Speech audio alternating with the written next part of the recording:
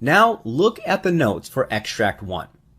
Extract 1, questions 1 to 12. You hear a doctor talking to a patient called Mrs. Melissa. For questions 1 to 12, complete the following notes with a word or short phrase. You now have 30 seconds to look at the notes.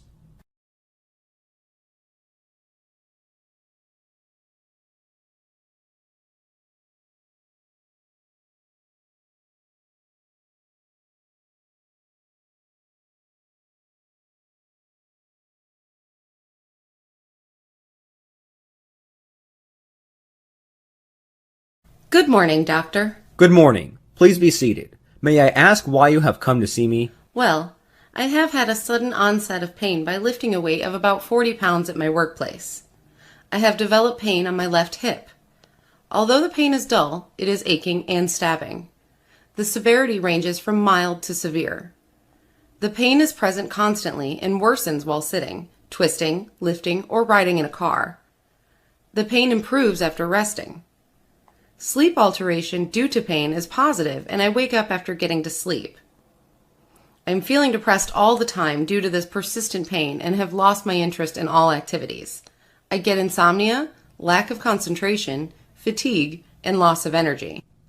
Do you have pain on your spine? Yes, doctor. Your age? 48, doctor.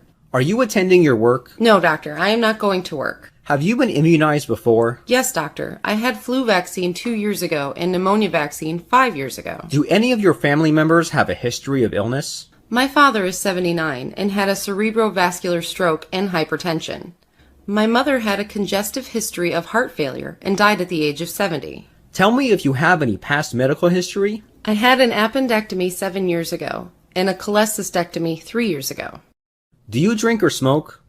I used to smoke before, but I have stopped smoking nowadays, and I drink socially. What medications are you taking now? I am taking Lortab 10 milligrams whenever I get pain. Are you allergic to any medication? No, doctor. Well, your MRI shows small central herniated nucleus pulposus at L4/5, bulge at L3/4. There is a shallow left parasag, herniated nucleus pulposus at L5/S1. There is an entrapment of the superior gluteal nerve in the aponeurosis of the gluteus medius left, and you are also suffering with depression and sleep disorder. So I would recommend you take a treatment for superior gluteal nerve block left. I am going to prescribe you baclofen 10 milligrams before bedtime, flurbiprofen 100 milligrams twice a day, hydrochlorothiazide 25 milligrams once in a day, and Klonopin 0.5 milligrams before bedtime. Continue these medications for 3 weeks and meet me thereafter for a scheduled follow-up for medical management and reevaluation of your condition. Depending on your condition after 3 weeks, I will decide if any diagnostic or therapeutic intervention is required or not. Okay, thank you, doctor.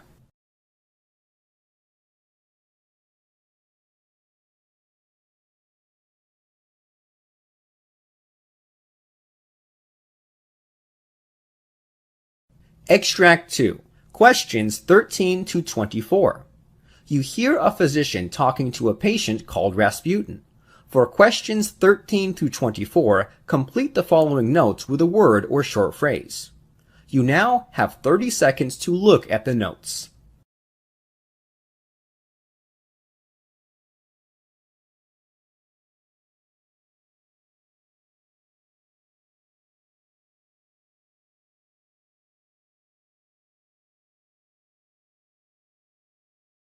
Extract 2. Good morning. Please take a seat. Tell me about your problem.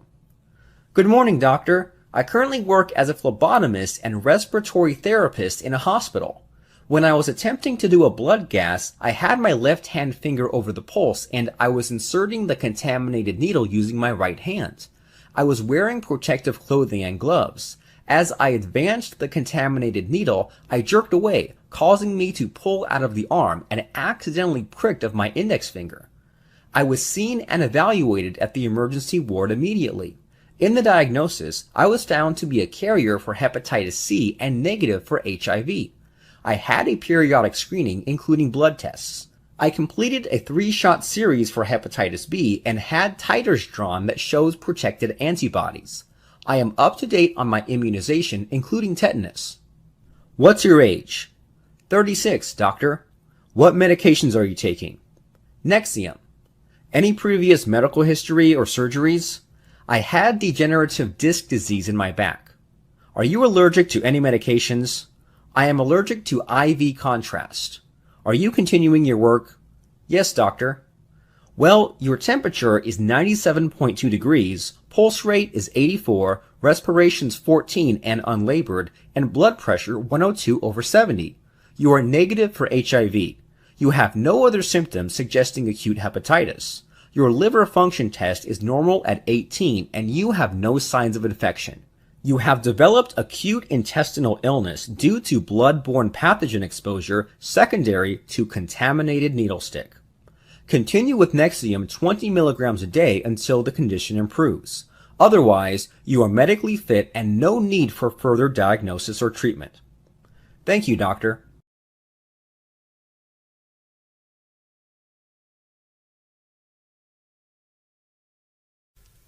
In this part of the test, you will hear 6 different extracts. In each extract, you'll hear people talking in a different healthcare environment. For questions 25 to 30, choose the answer A, B, or C, which fits best according to what you hear. You will have time to read each question before you listen to the audio. Complete the answers as you listen to the audio. Now, look at the question 25. You hear a discussion between a doctor and nurse about different complications following heart attack.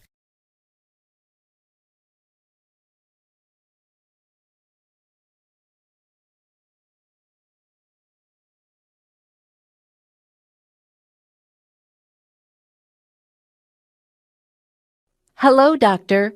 What types of complications are expected following heart attack? Well, there are 2 types of complications that can occur following a heart attack. The first problem occurs pretty much straight away, and the second complication occurs later on. Immediate complications following a heart attack are: arrhythmias is the immediate complications in which the heart beats irregularly, either too fast or too slowly. Cardiogenic shock is when the patient's blood pressure drops suddenly. Therefore, the heart cannot supply adequate blood for the body to function properly. Hypoxemia is the condition when the oxygen levels in the blood become too low. Pulmonary edema occurs when the fluid accumulates in and around the lungs. Deep vein thrombosis occurs when the deep veins of the legs and pelvis develop blood clots that either block or interrupt the flow of blood in the vein. Myocardial rupture occurs when the heart attack damages the wall of the heart. That has an increased risk of a heart wall rupture. Ventricular aneurysm is when a heart chamber called a ventricle forms a bulge.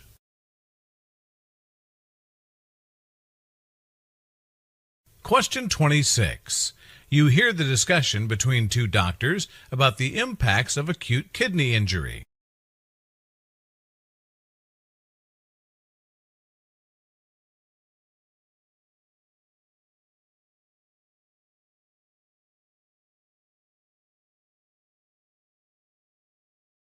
What are the impacts of acute kidney injury, doctor? Acute kidney injury is a common and severe complication of surgery, especially cardiac surgery. Often, the complication is associated with higher rates of morbidity, mortality, and cardiovascular events, longer hospital length of stay, and higher cost. During stage 1, there will be an increase in serum creatinine of 1.5 to 1.9 times baseline, an absolute increase of at least 0.3 milligrams per deciliter, or urine output of less than 0.5 milliliters per kilogram per hour for 6 to 12 hours. During stage 2 of acute kidney injury, there will be an increase in serum creatinine of 2.0 to 2.9 times baseline, or urine output less than 0.5 milliliters per kilogram per hour for 12 or more hours. During stage 3 of the condition, there will be an increase in serum creatinine of 3 times baseline, an absolute increase of at least 4 milligrams per deciliter, initiation of renal replacement therapy, urine output less than 0.3 milliliters per kilogram per hour for 24 hours or more, or anuria for 12 or more hours.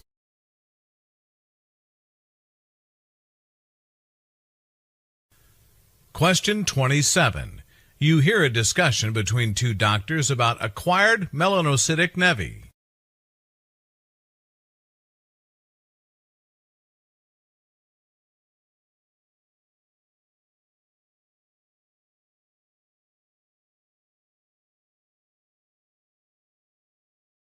Hello, doctor. What are acquired melanocytic nevi?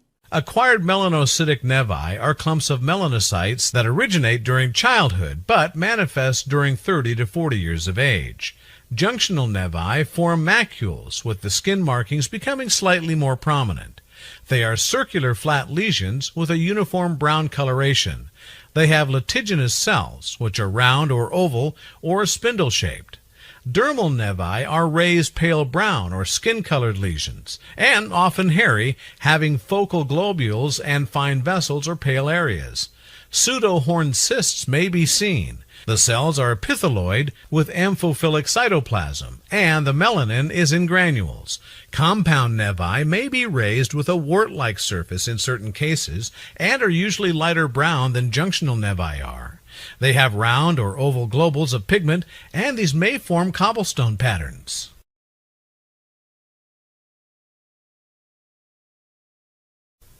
Question 28. You hear a discussion between a doctor and nurse about amblyopia.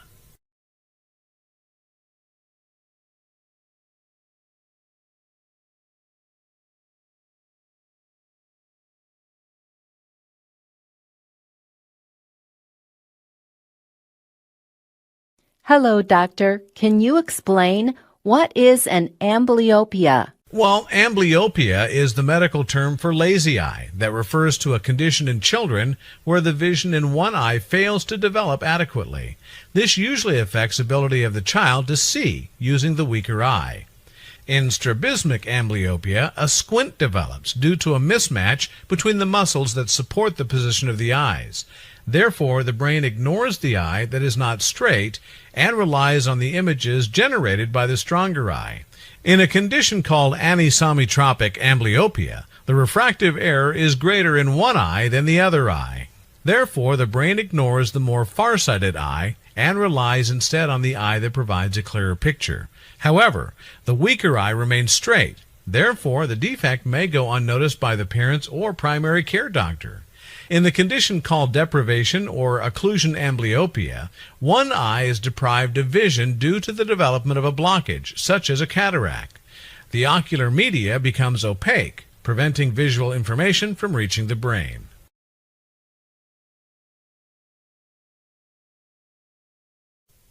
Question 29. You hear a discussion about miliaria.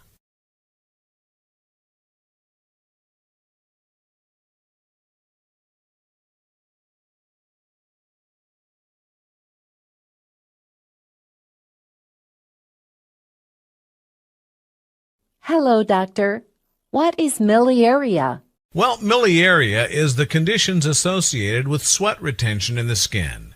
When the flow of sweat is obstructed, the sweat stays trapped within the skin instead of moving out from the sweat glands to the surface of the skin, developing various symptoms and signs including skin lesions.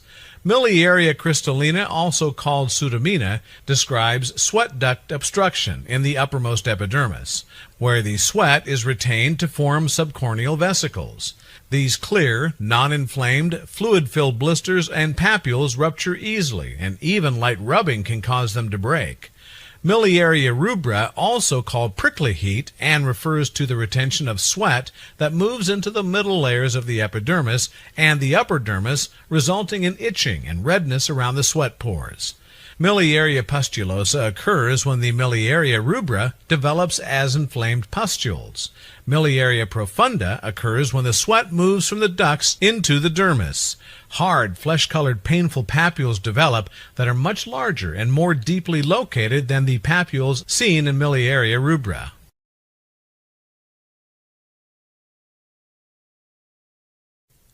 Question 30. You hear a lecture about different type of stents.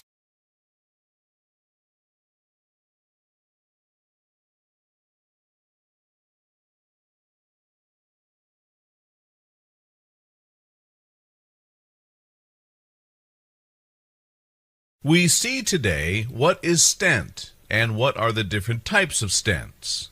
Stent is a splint that is placed inside a duct, blood vessel, or canal temporarily to aid healing or relieve an obstruction. Primarily, they are used to keep narrowed blood vessels open and patent, to allow sufficient blood flow or bodily fluid. Coronary stents are a tubular, mesh-like device that do not have any embedded medications in them.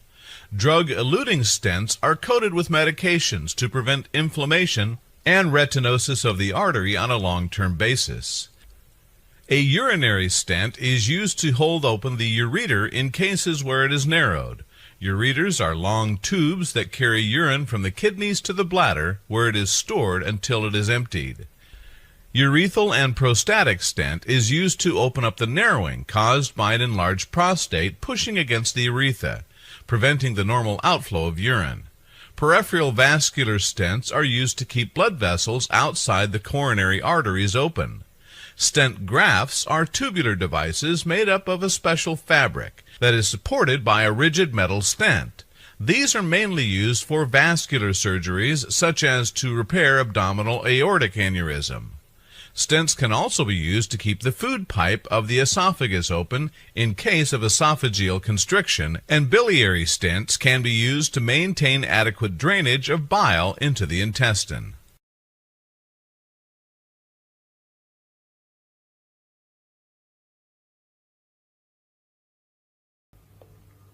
Part C. In this part of the test, you will hear two different extracts.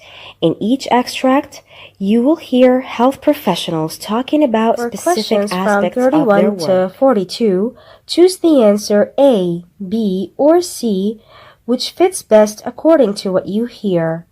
Complete the answers as you listen to the audio. Now look at the Extract 1. Extract 1. Questions from 31 to 36. You hear the doctor briefing his juniors about different types of chest pain in female patients.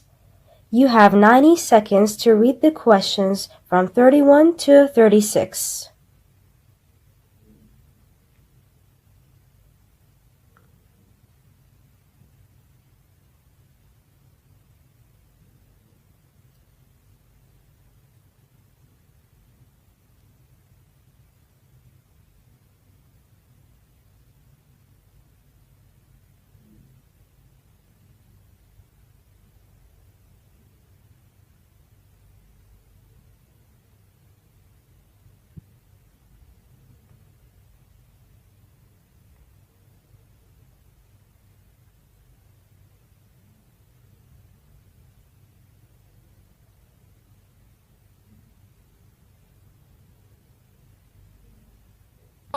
Chest pain is one of the common health issues from the patients in medical OPDS that causes a lot of anxiety in the patient, as it is often connected with a heart attack or angina, and people are well aware of the severe consequences of the symptom.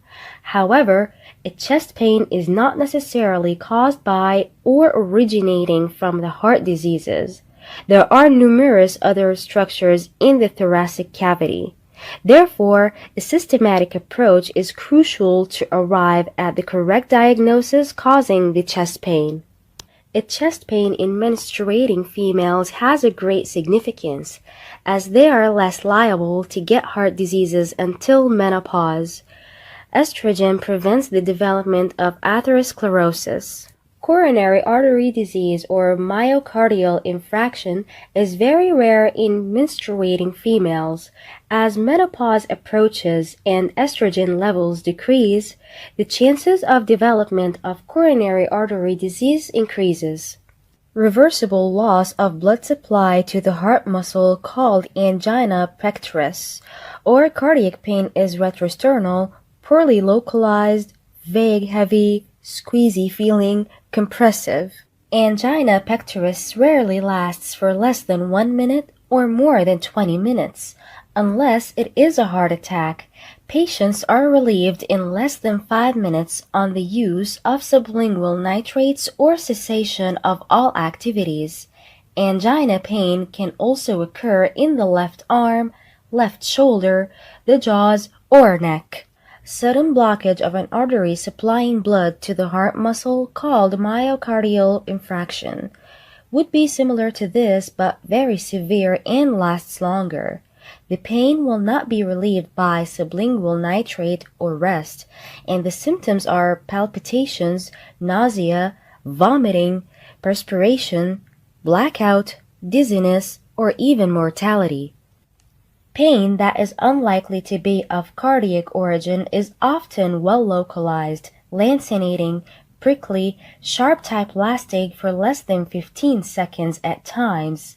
It can also be an aching type but mostly will be aggravated by coughing and deep inspiration. Often, the patient will be able to localize the pain with the tip of the finger.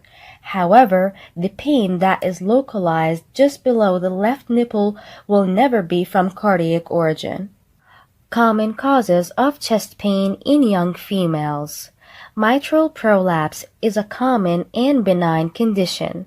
Leaflets of the mitral valve are lengthy, redundant, and bulky. They prolapse into the left atrium during systole. The causes of this pain are unknown. The pain occurs at rest, non-radiating, prolonged in duration, and sharp. Mitral stenosis or rheumatic valve disease is a common rheumatic condition in females and can cause dyspnea and chest pain. The patient will have symptoms like expectoration, a cough, and there would be low-pitched rumbling diastolic murmur that will clinch the diagnosis. A 2D echocardiography will be confirmatory.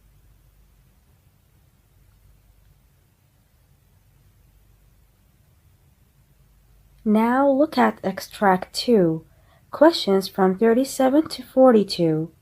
You hear a doctor briefing his juniors about blood transfusion. You have 90 seconds to read questions from 37 to 42.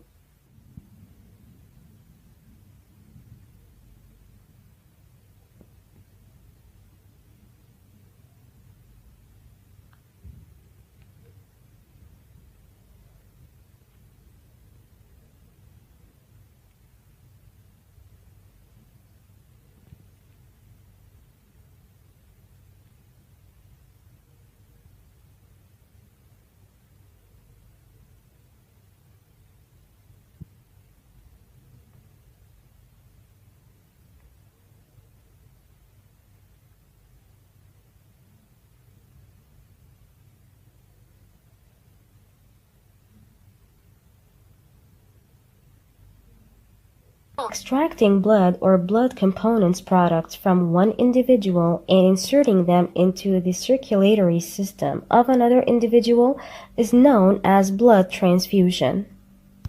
Therefore, the blood transfusion can also be considered a form of organ transplant.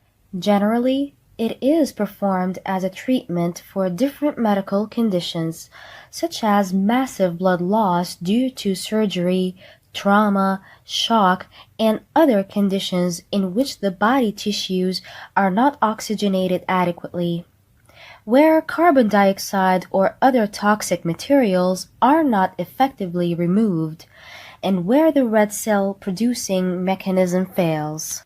Great care should be exercised during a blood transfusion to make sure that the recipient's immune system is compatible with the transfused blood, and also that the donor's immune system is compatible with the recipient's immune system. Moreover, blood type classifications A, B, AB, and O, and the rhesus factor classification, positive or negative, should be verified. Nowadays, a number of tissue type factors are also considered to determine histocompatibility. These tissue type factors become increasingly crucial in patients who receive many blood transfusions, as their bodies have to develop increasing resistance to the transfused blood. depending on the needs of the community. At the time, only parts of the blood are taken for transfusion. Blood is composed of red blood cells, platelets, and plasma. The platelets and plasma can be donated separately in a process called apheresis.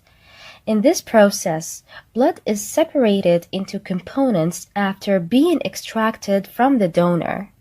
For instance, albumin protein is transfused for treating burns, and platelets used for treating hemophilia, cryoprecipitate, and immunoglobulin antibodies are transfused for treating immunological disorders. There will not be transfusion-related risk factors for the blood donor while transfusing the whole blood, besides the minute chance of infection or injury to the site. However, this is a certain risk to the donor when he donates plasma and has red blood cells reinfused. However, this risk is preventable by following appropriate sterilization procedures. Significantly, it has caused severe public health hazards in China, where they were often unregulated. The plasma collection centers of the U.S. are the best-known examples of safe apheresis donation, which is maintained by pharmaceutical companies, involving paid donors up to twice a week. Interestingly, veterinarians occasionally perform blood transfusions to animals. Different species require different levels of testing to ensure a compatible match. Cattle have 11 blood types. Cats have 3 blood types. Dogs have 12 types of blood.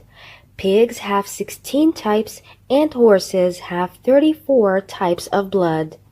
The experimental and very rare practice of interspecies blood transfusions is known as a form of xenograft.